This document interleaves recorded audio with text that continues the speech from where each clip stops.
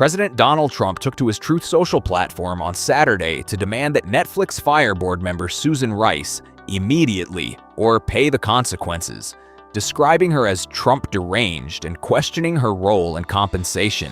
This public ultimatum directly referenced a post originally amplified by conservative activist Laura Loomer and is tied to Rice's recent podcast remarks, warning that companies seen to take a knee for Trump could face an accountability agenda if Democrats regain power.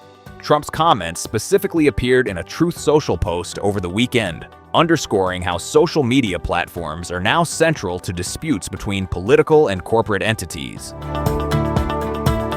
Rice, a former U.S. National Security Advisor and ambassador, made her remarks on the Stay Tuned with Preet podcast earlier in the week, critiquing what she described as short-term, self-interested corporate behavior and suggesting Democratic administrations may pursue greater oversight of companies aligned with Trump.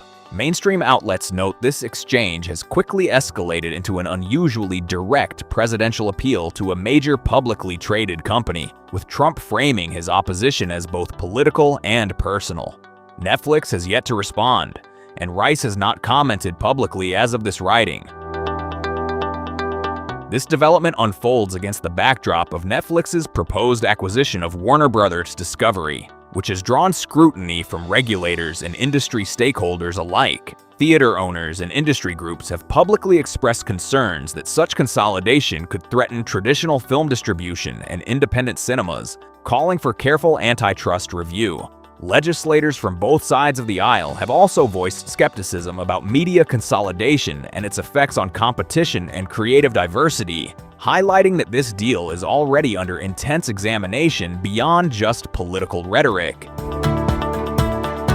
Industry analysts suggest Trump's intervention, even if communicated via social media, adds a layer of complexity to ongoing negotiations and regulatory review.